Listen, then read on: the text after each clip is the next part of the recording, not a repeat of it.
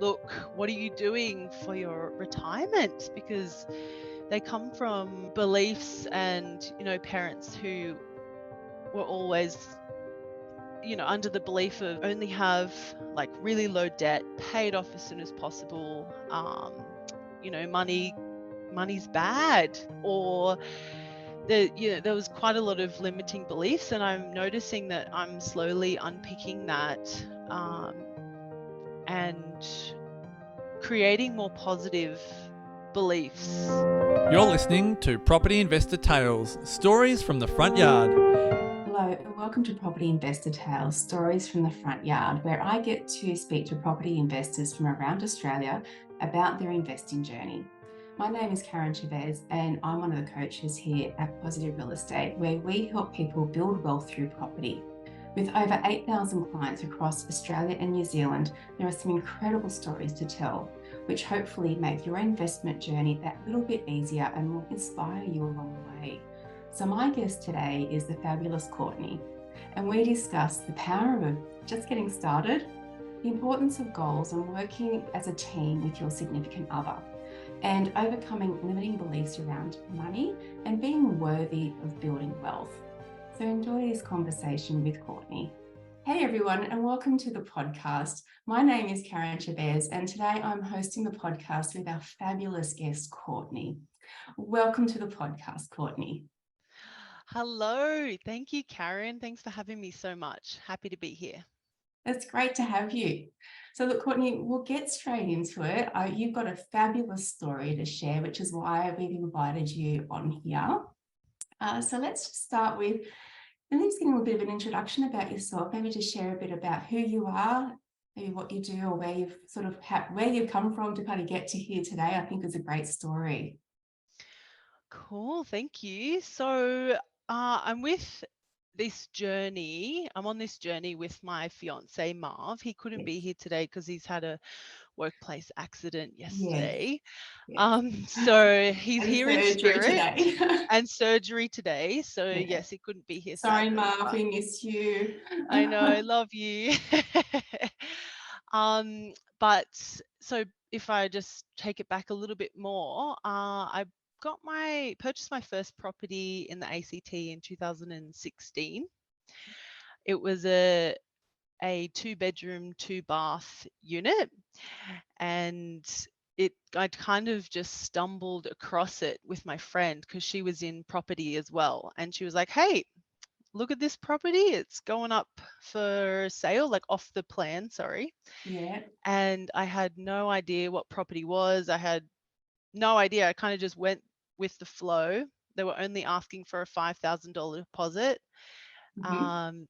Which was really appealing, obviously. Good old Canberra and their 5K deposits. Yeah. So I was like, okay, 5K, boom, let's put that down. And then from then I knew that it was serious, and I really had to keep saving just to meet that, as much deposit as I can get for that deadline when they settle. Yeah. So that was the start of my journey in property investing. So in that place and doing that, so you put down a $5,000 deposit with really just a bit of on a whim almost. Then who did you go to? How did you get some advice around that to actually complete the purchase? Because, that's then a whole new reality, as you said, of like, I had to actually then go, I've got to actually save some money now. She knew a mortgage broker in Canberra. So it was all just from my friend. What is it? Sorry. When you suggest friends. Yeah, recommend. Recommendations, yeah. So it was just through a mortgage broker, and they helped me organize some funds. And sorry, what was your question? Oh yeah, just where you got advice from, like you sort of jumped into this purchase with really kind of no clue. In a sense, kind of go, okay, I've got this time now, I've got to save some money. How long did you have to wait for the property to be built? I think it was 12 months initially, and then it went over 6 months. So I think I was really happy with that actually, because then I had longer to save, and that would mean less LMI, Yes. mortgage insurance, that I had to pay. So Yes. that was, I was very thankful for that actually. Yeah. But And it then was kind of good because I really had to knuckle down, because now I had this huge commitment, and if I didn't, then I don't know what would have happened. But I purchased it for 390,000 for a two-beddy, and now it's valued at around 550, I think. Yes, it Which is. is pretty Yeah, good. which is Yeah. great. And there's a great lesson in there, in that a lot of people do need that kind of almost like a kick in the pants to sort of have the goal and have the hard target of being able to stop whatever they're doing and I just need to save. I've got this thing I've got to do now. And I remember, personally, when my first partner and I bought a house in Sydney, we did the same thing. We just literally went in with a low deposit, and we had to save while the house was being built, and it was just insane. Yeah. But you just know you've got to do it. So, and it's sometimes it's just that process of you never would have done it otherwise. Yeah, for sure. And I was always a good saver too, because from mum and dad, they were always like, yep, you got to pay off your home, you got to save, you got to have buffers. So I think that was really instilled in me from an early age, which is good. But on the flip side, I also partied a lot and spent a lot of money traveling. I traveled so much, probably more than $100,000 worth of travel. Oh my gosh. Yeah, I know. Imagine how many deposits that would have been back then. But so hindsight's a wonderful thing. it is definitely. Yeah. And I know, even since we've been working together, you are very goal driven, and I've seen that in you. So I can see just how much having that goal would have really pushed you to meet it. So and then obviously you did that one on your own. Yes. And then you've met Marv after that, and I know that's been a great relationship and continuing. I think you got engaged. We got engaged. It was very exciting. So we've been together 3 years now. And that was because I was kind of floating around after buying that first property. I didn't really have any goals or aspirations to be a property investor. But I just knew there was something in me that knew that was a great vehicle for wealth. I didn't have that knowledge or the words to articulate that, but I had this feeling. Maybe watching the media and whatever, even though that's not always very good. But so I was kind of floating around, and then I met Marv, and we were like, okay, this is my person.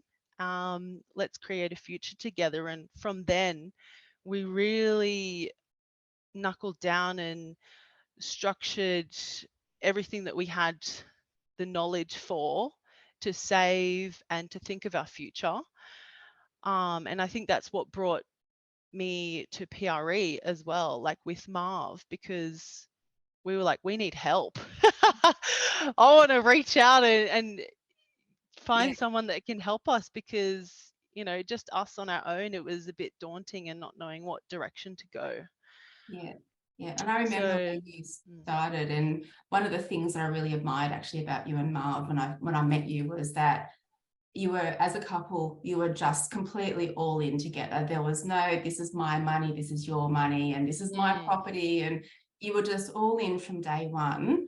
And I do see that that's a huge advantage when I see couples that kind of keep things separate. And there's no right or wrong, but to have everything together and be on the same page, you do get some really good runs on the board. And I know within a reasonably short period of time, you were able to go on and get your next property from there.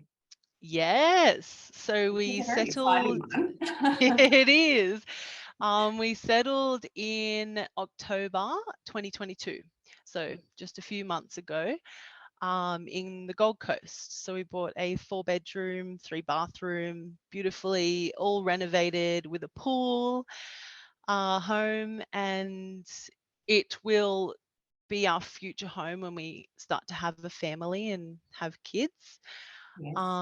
So yeah, it's been interesting settling into that, especially with the interest rate rises and all of that. But yeah, the early days I think have just been a bit rocky with settling into this new mortgage. And I can tell you a bit about that if you want. Yeah, we have so the positives, let's start with some positives. Yeah, let's start with positives. Yeah, the real estate agent gave us a rental appraisal when we were looking at the property initially, and I think it was only, they were 700 to 750.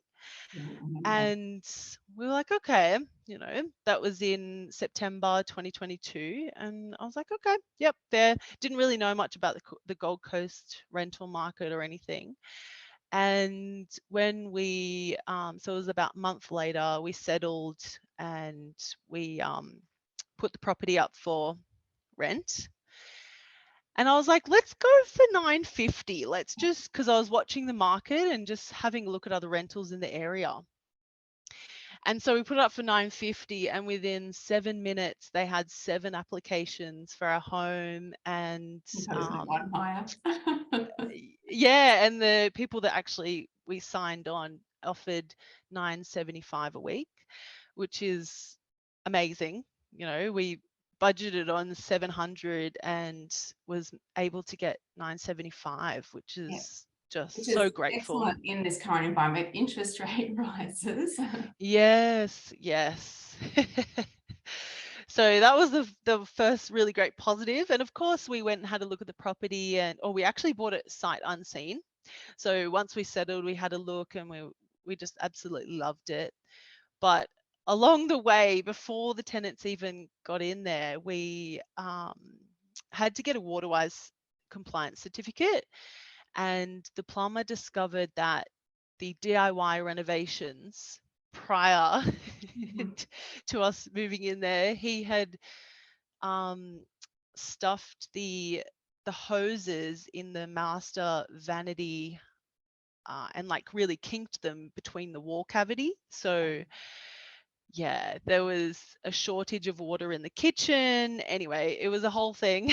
And so we had to get plumbers and fix it, and tried to go back to the vendor to, try and reimburse us with some of the costs. But that was just something that you can't expect them to pay, because that's just what you buy, an existing property. Even all the due diligence that we could have done, some of these things, I guess, like that, couldn't have been seen until, because no one was living in the property. So there was no water usage. So yes, that was quite fun. The downside of the buying something that's a little bit older and or renovated in this case, and it's been a bit of a DIY renovation. The strategy there was to secure something in the market while the market was a little bit cooler, when there was less buyers around, to try to get something ready for you when you move up there. Knowing that when you did go, the rental market was crazy, and that to maybe buy a home even a little bit later might have been a completely different story. So it was just really capitalizing on that sort of slowdown in the market that we're just experienced. But yes, the buying, people often want to compare buying new versus old properties, and it's always that you actually don't know what you're buying at the end of the day. Yes, that's right. You really don't. No. Until you find a few of these quirky things. Yes. But that's been resolved, and I think that property, it's renting at 975. I think then we looked at that not long ago though, and the rents are jumping up again into the it was what, $1,200 a week. It's looking like as a renewal when that property comes up again in October, November for the tenant. Yep. I was monitoring the market, doing my quarterly reviews, just writing some notes. Yeah. And there are houses going in the area that aren't renovated that were going for $1,100 to $1,200 a week. Yeah. Which is, I'm just like, shocked. Imagine if we could, get that. That brings us so much closer to paying down the debt, or like for us to move in there, or potentially keeping it as an investment. Like it's just Absolutely. open right now. Yeah. Well, look, Yeah. there's no rush because the property is, even with interest rates going up, and I remember you did have to stretch to get the mortgage on that property as well and get there. But I think at the end of Yes. the day, when the time comes and you're settling in with your family and you reach that point in your life, it is going to be a beautiful place, and you'll be happy that it's there and just waiting for you. Yes. Yeah, for sure. I love that. Awesome. So, I know that you and Marv are very, very goal focused. And, even just from our conversations together last year was, quite a game changing year for you. So maybe do you want to talk a little bit through that? Because I think there's some really cool things in there that you and Marv have done. Yeah. So before we got the property, we really the second property, sorry, in 2022, we really focused on lowering our expenses. Marv had a personal tool loan with work that we wanted to get rid of, and I also had a credit card that was limiting our borrowing capacity quite a bit. So we got rid of that, got rid of both of them. And we were just really reviewed our expenses, and we were like, why do we need all of these subscriptions? Or, we can consolidate some of them in some way, or just do without, because there's a lot of unnecessary spending that we were finding. Yeah, so I remember you doing your budget review at the start of last year, actually, and going through that together, and you picking it apart. And it was a really good exercise to actually write all of that down. I know we do that too on a consistent basis, keep everything written down and make sure we know what's going on with our money. Yeah, it's so important, because otherwise your money can just keep disappearing from these expenses or subscriptions, and you're like, where is all my money going? So Decisions, right? Like I want to, you get this future set up, and in the meantime, we're just leaking money out the door down this way. So it's just being able to make those conscious decisions and set yourself up. yeah, and Afterpay, I was big on Afterpay. And I loved what you said to me. You said, remember, when you use Afterpay, you are stealing money from your future self. Yeah, And that hit me. And I was like, oh my gosh, I don't want to do that. no, You're literally robbing your future self's pay, even though it's it helps with a lot of things sometimes, but why not just save a little bit more, and then don't rob yourself. we've grown up in such a culture of, instant gratification. I want something, I want it now. I'm going to borrow the money and get it and Yeah. figure it out later. And that's really not how we build wealth for ourselves at the end of the day. If Yeah. we want to set ourselves up for a better future, we've got to be more conscious with how we spend our money and what we're doing. I know, like, even just to get rid of like your bad debt, you sold, I think you sold a car.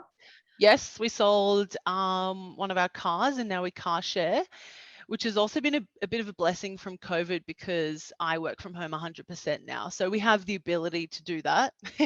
Yes. Also, we moved back in with mum and dad, so we did all of the things. So yeah, now we live with mum and dad, which is fantastic. Really, really grateful for the opportunity, because our living is only so low. Mum and dad take care of everything, which is so amazing. Thank you. I think you paid them back a little bit by maybe helping them with some of their. Oh yes, I certainly did. Yeah. I sat mum and dad down and was just like, look, what are you doing for your retirement? Because they come from beliefs and parents who were always under the belief of only have like really low debt, paid off as soon as possible. Money's bad, or there was quite a lot of limiting beliefs, and I'm noticing that I'm slowly unpicking that, and creating more positive beliefs, because the words that we speak literally have an effect on our behaviors and how we actually go about things. And I think it's quite physically limiting too, just having the words in our brain. You're giving me goosebumps, but yes, 100%. Yeah, really firm believer, and not boohooing mum and dad at all. Like they are doing the best that they can with the knowledge that they have. Correct. But they just didn't have the knowledge to plan for retirement, because of course that's what our super's for, or the government, to support us. But I'm looking at statistics, like hearing statistics now through PRE and through a lot of other sources, and retiring on the government pension it's like below minimum wage, or that's for a not a good couple, it's like lifestyle. $36,000 a year as a couple. That's insane. Oh, no thanks. So No. that was a huge motivator for me, realizing these things. And then I sat mum and dad down and said, what are you doing for your retirement? And they were like, what do you mean? I said, you've almost paid off your home. You have so much equity. Why don't we buy you an investment property? And that kind of got the cogs turning in Dad's head. And he was like, okay, so yeah, let's do this. So, because the whole goal is for Marv and I to move up to the Gold Coast. My sister's already there. Yes. So mum and dad, when we have babies, they would definitely want to be around their grandbabies. Yeah. So then, I did basically everything because it was quite overwhelming for them. So I wanted to help support them in every way that I could.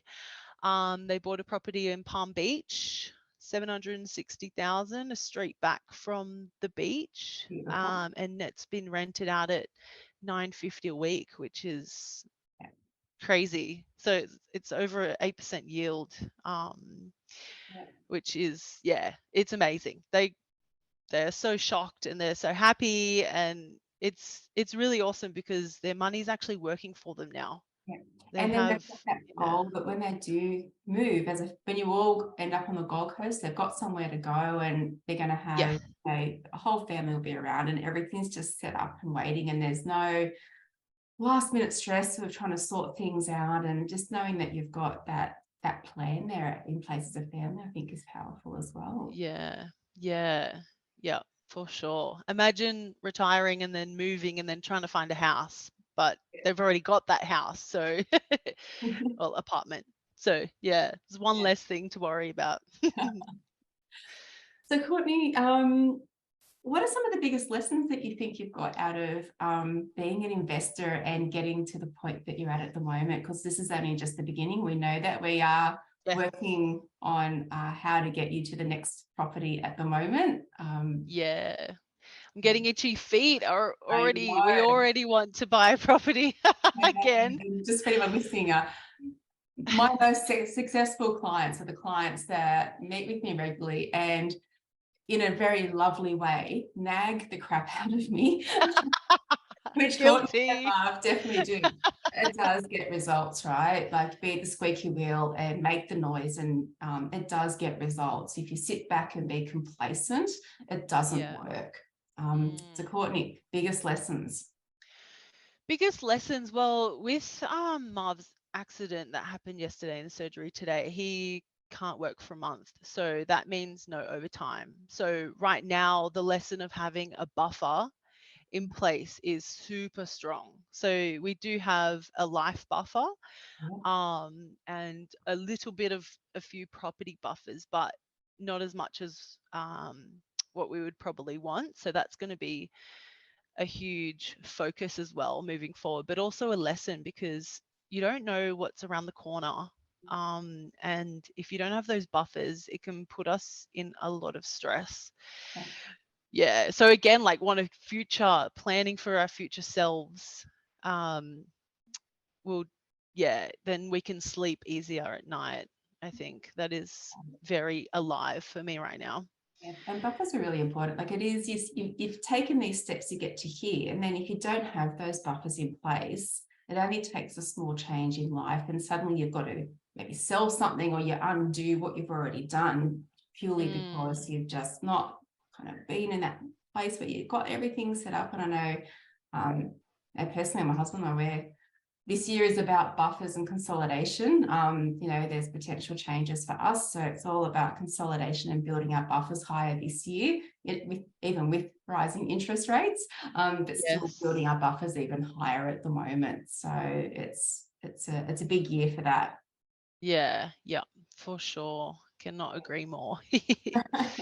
I also have a lesson around our mental chatter, and again, it's alive now with potentially limiting beliefs around money and not having that overtime come in.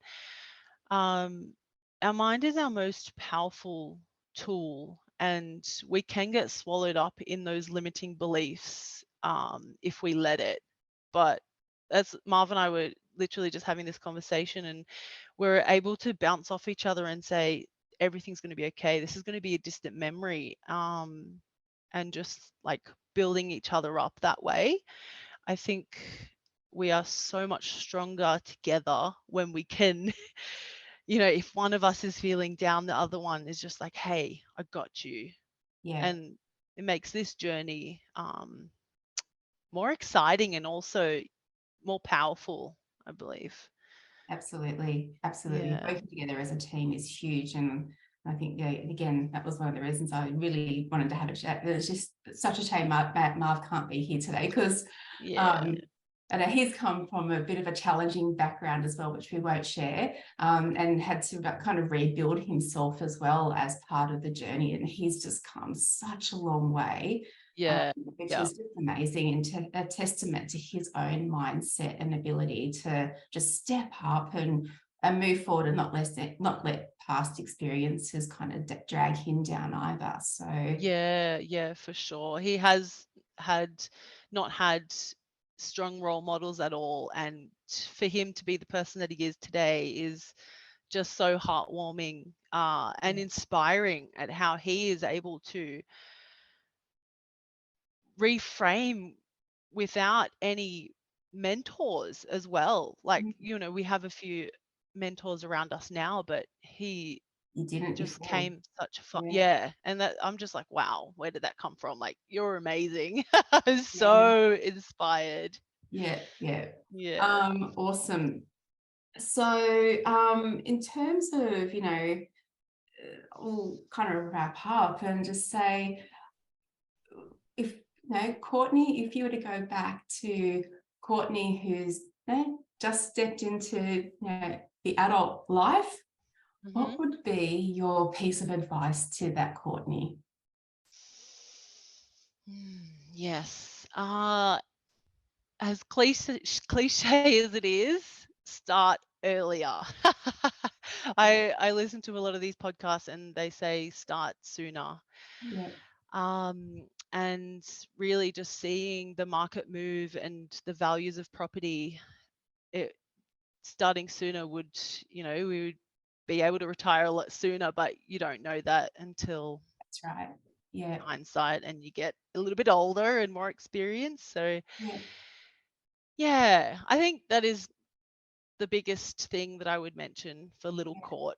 Yeah. And often, though, even the ability to start sooner, though, for some people is you don't know what you don't know, which can be a real challenge. And, like you stumbled on a property with a friend and go, oh, yeah, I've got $5,000. Okay, I'll pay a deposit. Now what? The climate opened up a whole world for you. Although you obviously have parents that have a home and probably already saying to you, at some point, buy a home, buy a home, buy a home. Yeah. Like, oh, I'm having holidays, I'm traveling, I'm doing this. And so, but start early. It's, I think everyone says that, and it's, thankfully, you're not too old at the moment, which is Yeah, 31. 31. You're 20 years younger than me, which is Mum's great. 28, so he's in Yeah, the 20s. He's going good. yeah. So you guys are just doing amazing. So look, Courtney, thank you so much for being on the podcast today. I absolutely love chatting with you. Then I think it'd be awesome to have a follow-up chat with you guys after maybe your next acquisition and meet Marv, because we've Yes, absolutely missed him today. It's just poor timing, and desperately hope that his injury is going to be okay reasonably quickly for you both, and for him that it does recover really well. We won't use any puns in there like we did in thank our you. pre-chat. Yeah. But thank you so much for being on the podcast today, and I look forward to our next meeting. Beautiful. Thank you so much for having me. It's an absolute pleasure. Hey, thanks for listening to Property Investor Tales. Remember to subscribe so you get notified every time a new episode drops. As you can guess, I love hearing people's property investor tales. So if you'd like to share yours, then please get in touch with me via email at propertyinvestortales@positivementor.com.au. We would also love your feedback, and I would appreciate a 5-star review over on Apple Podcasts or Spotify. Remember, you can watch all of these podcasts over on YouTube at Positive Mentor or at positivementor.com.au. Until then, take care, happy investing, and bye for now.